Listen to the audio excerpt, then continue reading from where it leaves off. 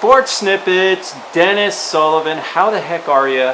Happy New Year to you. Happy 2022. Can you believe it? January 1st, 2022.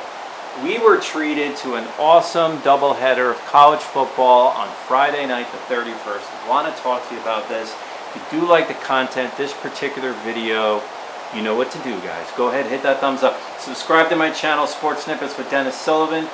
That would be awesome as well. Want to talk about this, guys.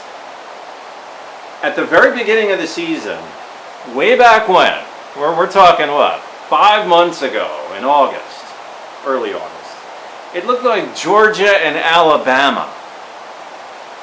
Definitely in September, it looked like Georgia and Alabama were probably the two best teams in the country.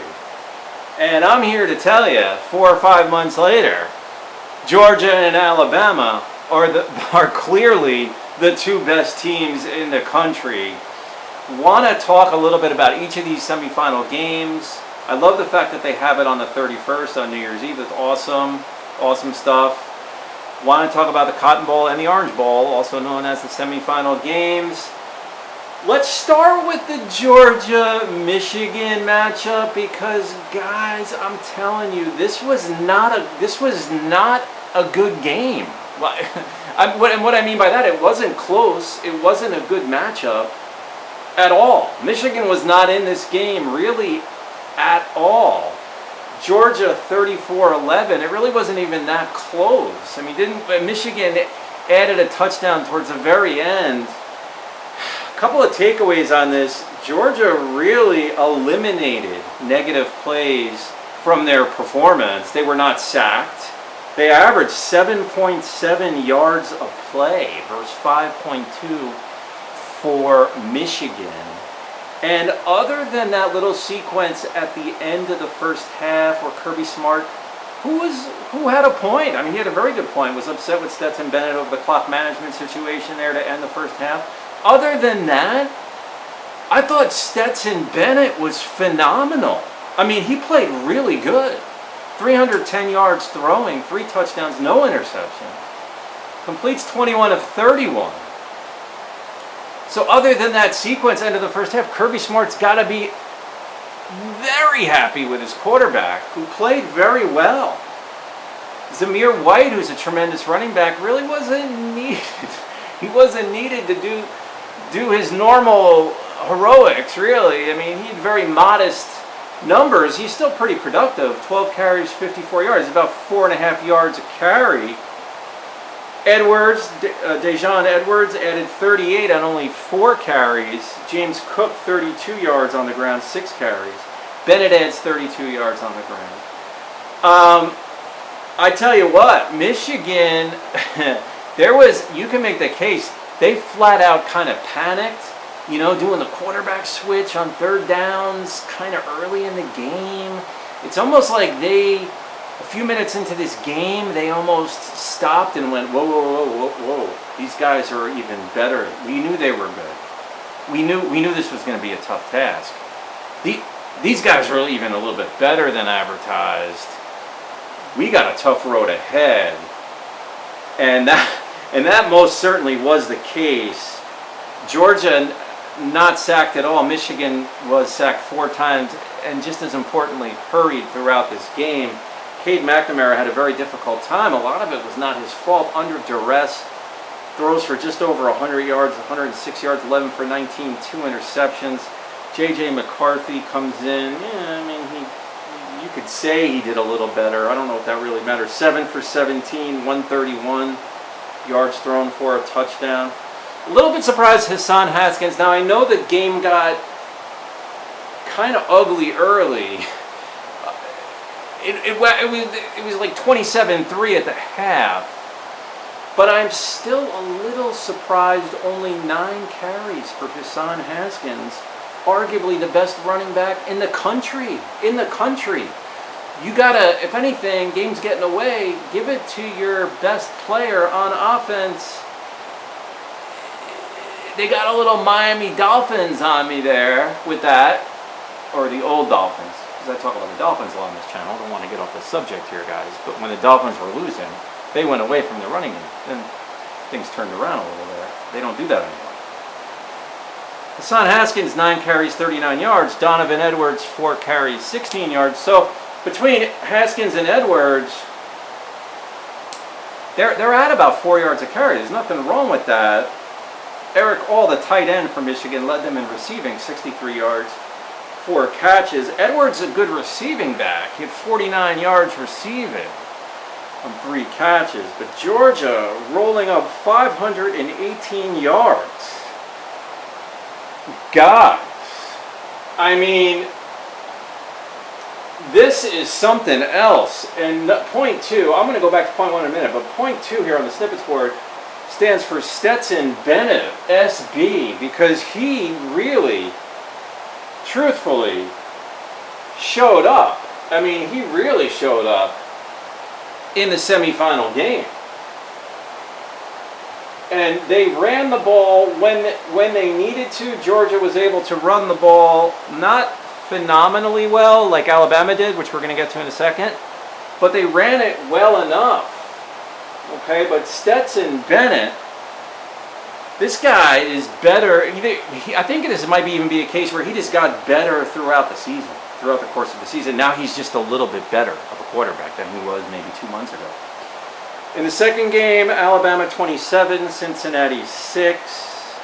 Okay, guys, in the second one, a little bit closer throughout the course of the game, but Alabama would pull away in the second half, win by 3 touchdowns. So when all's said and done, Georgia wins by 23, Alabama wins by 21. LOS stands for line of scrimmage. That was the key to the Alabama-Cincinnati game. Alabama dominated the line of scrimmage.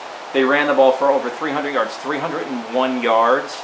And while we're on line of scrimmage, they sacked the quarterback, Desmond Ridder, 6 times, plus putting continuous heat on Ridder. You combine that, the defensive line just plowing through for Alabama, and the offensive line allowing Brian Robinson Jr. 198 yards on 25 carries. That's almost 8 yards a carry, guys. And someone who kind of flew under the radar, Trey Sanders, for Alabama, 15 carries, 73 yards. Jamison Williams, the all-star receiver, added 18 yards on the ground himself on 1 carry. Williams had 7 catches, 62 yards. Ja'Cory Brooks, 66 yards receiving, 4 catches and a touchdown. Ridder couldn't get it going for Cincinnati. I mean, it's a tough task there. I thought Cincinnati, I'll say this, they played hard, they played tough. They did. They were just overmatched at the LOS line of scrimmage, and the ability to run. Now we go to the final game. Both teams, Georgia and Alabama, can flat out run the football. We know that. I thought Bennett was the most impressive of all the quarterbacks, but you look at Heisman winner, you look at Bryce Young, and you look at his stat line, you're like, whatever. But he didn't have to do that much, guys, in this game. All Bryce Young really had to do was make a couple of good plays, stay within himself, and kind of turn into a game manager in this game. And that's exactly what he did. Threw for 181 yards, 3 touchdowns he threw for, 1 interception, 17-28. I tell you what, and Bryce Young, yeah, he didn't have to throw for 300 yards. He didn't need to. Ridder just struggled. He did. He was under duress, and Jerome Ford, 15 carries. He ran the ball pretty well. 15 carries, 77 yards, but they just needed more. Cincinnati needed big plays in the air, at least every now and then, and they weren't getting them. Michael Young led the receiving group for Cincinnati with 55 yards receiving on 4 catches. So guys, 4 or 5 months later, from when the college football season started, we sit here with the same situation. The top 2 teams at the beginning of the year, Alabama and Georgia. You could say, oh, this team was good at the beginning, that team was good. Alabama and Georgia, this top 2 teams at the beginning, are the last 2 teams standing at the end.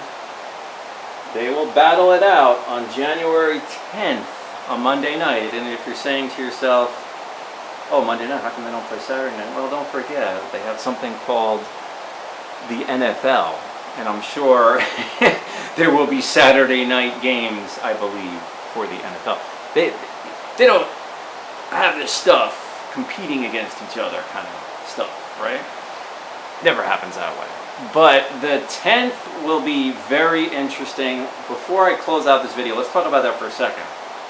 So both teams are 13-1. Bama's lost to A&M earlier in the season. Georgia only lost in the SEC championship to Alabama. So this is a rematch. Both quarterbacks are playing well.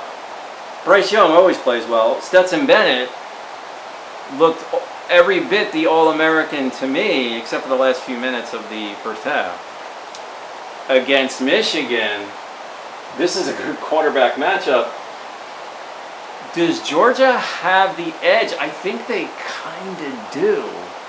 But here's the problem. This is what makes the national championship game such a mystery, kind of interesting mystery, is that Bama kind of has their number mentally, right? You know, we got to go up against, you know, our nemesis here, Bama.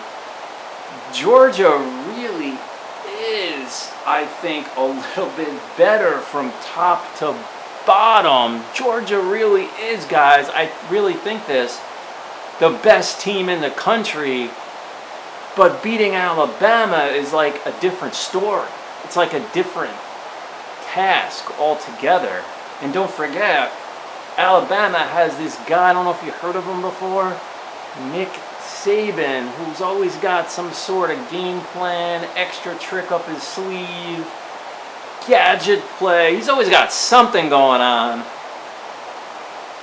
And we got to see how this plays out. This is going to be a great national championship game. I would like to see a heavy dose of Zamir White. I think we're going to see a heavy dose, or at least 15 carries from Zamir White, I would think, for Georgia. Edwards is pretty good. And then you got Cooks. I mean, they got a nice tandem there running the football for Georgia. But when it comes to Bama, I mean, you got the two All-Americans there. I mean, you got Bryce Young and then you got Williams. So these are NFL players, really, that just happen to still be in college. So we're going to see how this plays out, guys. Leave me a comment. It'd be very interesting. I'm going to give the edge to Georgia. You know, and when I first heard, well, Georgia didn't really have that much to play for against Alabama, which at first sounded ridiculous to me, sounded kind of silly. I thought about it a little bit more, and then I said to myself, you know what? Georgia probably just figured, yeah, we're going to be in the college playoff anyway. Whereas Bama had to get that game to get in. So there is some substance to that statement, which I first laughed at. I can now kind of see it. Does that mean they have a better chance against Alabama on the 10th? No, it doesn't. Let the best team win. Let me know what you think. This is Sports Snippets with Dennis Sullivan, saying to you once again, Happy New Year. I will talk to you soon, and bye for now.